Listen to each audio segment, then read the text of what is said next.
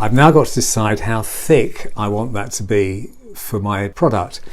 And I've been through all the timber that I've taken off the pallet, and I think that I can get away with 14 millimeters. That will get rid of all the imperfections that I need to get a decent surface on both sides. This is what we're going to do to get our piece of wood to thickness. I've got my face side, I've got my face edge, and I've set my marking gauge to 14 millimeters, and I'm going to run that marking gauge along the edge of the wood using the face side as a reference edge. And I do that all the way around.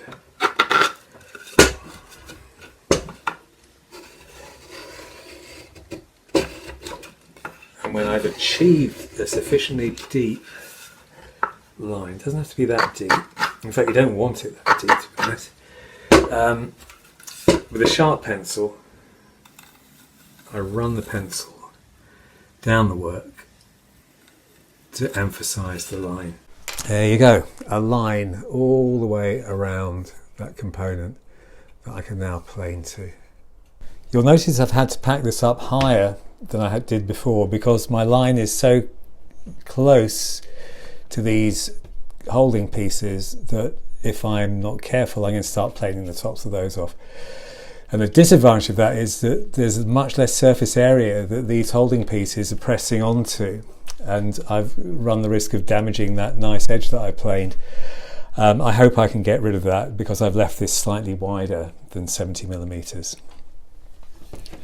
Let's give it a go. What I'm doing is taking a shaving off the left hand side, shaving off the middle, shaving off the right. Correct it. Now because we're taking quite a lot of material off, we do want to take a reasonable cut off it. But our plane is doing the job and we're getting that surface off. Coming on quite nice. So one off the left, one off the right, one off the middle, one off the left, one off the right, one off the middle. Let's see how we're doing with the line. A worryingly large distance to go. Can I do it?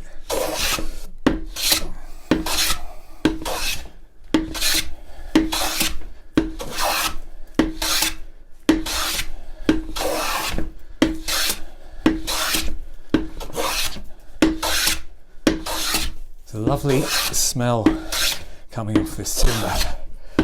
Amazing to think that that smell would be what the forest would have smelt like that the wood was taken from. 0.5 millimetre at this end, millimetre at that end. We're down at this end, got 0.5 millimetre here, so I've got to take a bit more off the left hand side, a bit more off this bit. So, shorter shavings off that side, only going halfway until we've got a parallel surface to the line.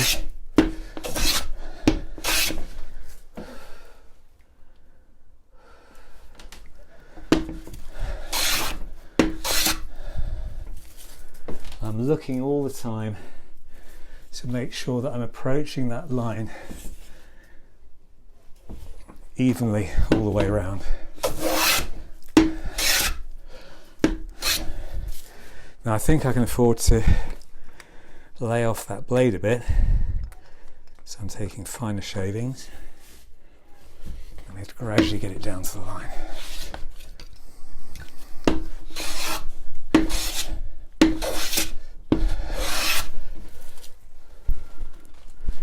I hope you're beginning to see how important it is that plane is sharp. It would be a nightmare if it wasn't.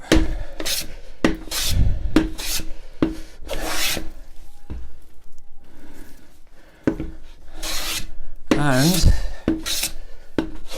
we're pretty good. I'm beginning to see this edge is getting a bit ragged, which shows me that I'm down to where that marking gauge spur cut a groove. And we're there.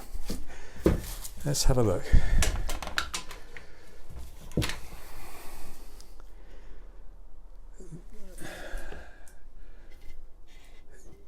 you can see I'm practically down to my line. My line still exists, so I'm going to leave that as it is. There's my line down here, and we'll give that a measure, see how it's going. Good, pleased.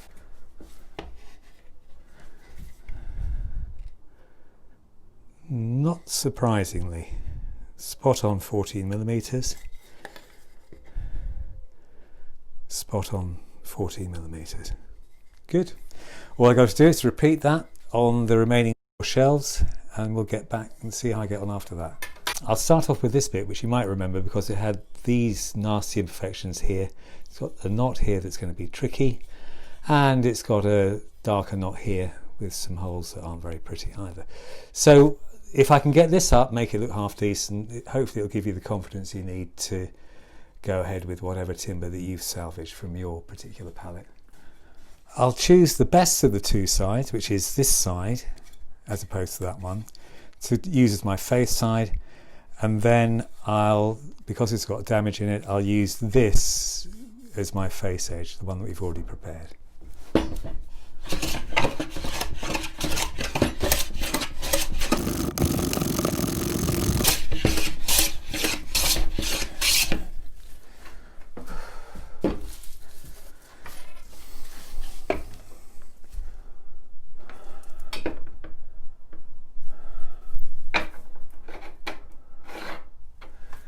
Good.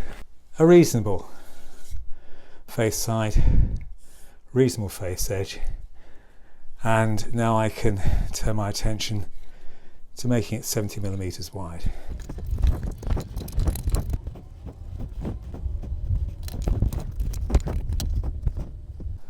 I've decided I can hold the timber much better in a Workmate using the middle section of the surface rather than sticking at the end there. It grips it all the way across, which is preferable.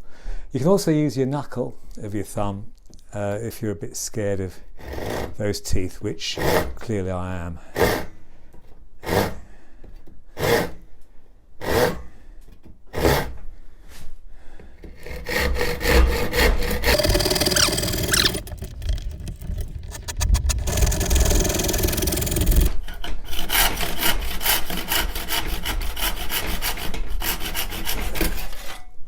Now we can plane down to that 70mm mark.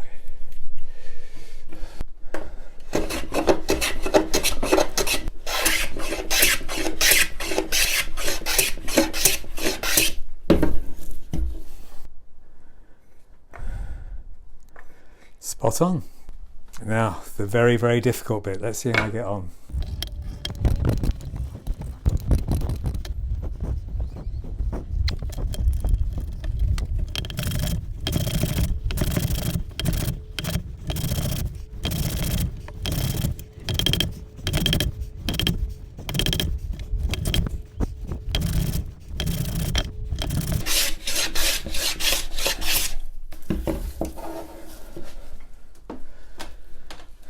And there we are, the dodgy surface cleaned up. In fact, this surface now looks better than the other one, so I think maybe I'll have that in some place where I can't see it, maybe at the bottom of the spice rack. And like last time, shiny along its surface, no need for sanding. Really pretty, very nice.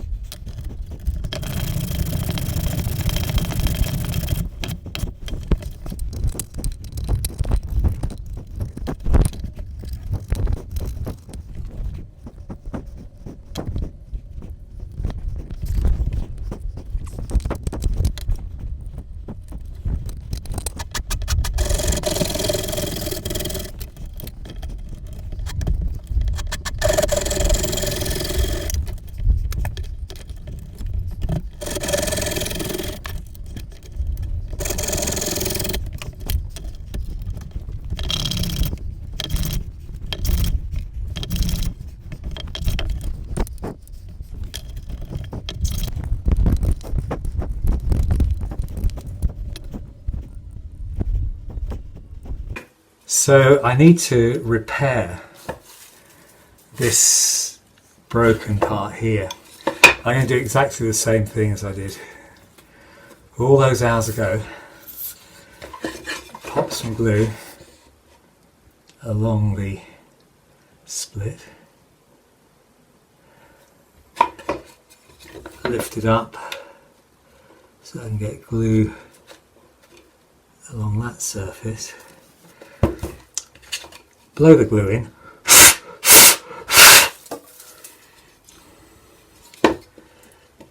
make sure I've got sufficient for it to squidge out, which I have, which is good, and wipe off the excess.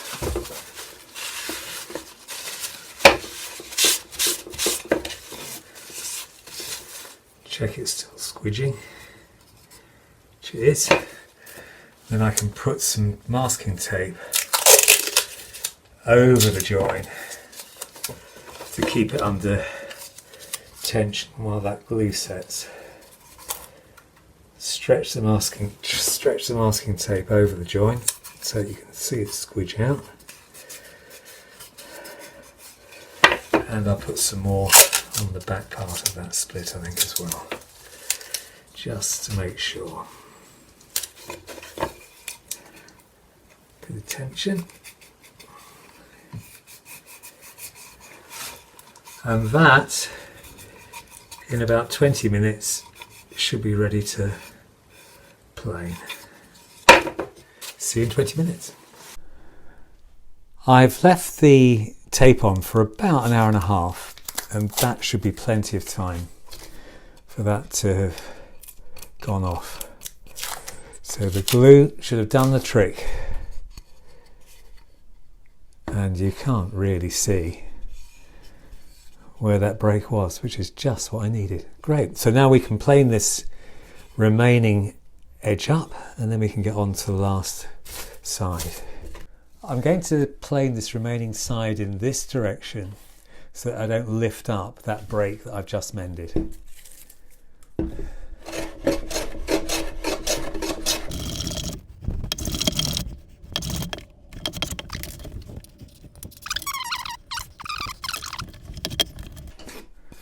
This is interesting.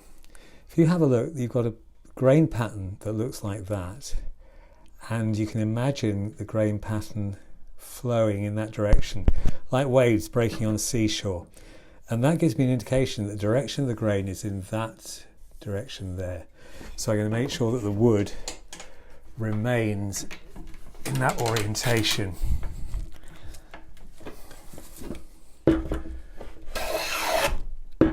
Couple more shavings and I'll be back to the line.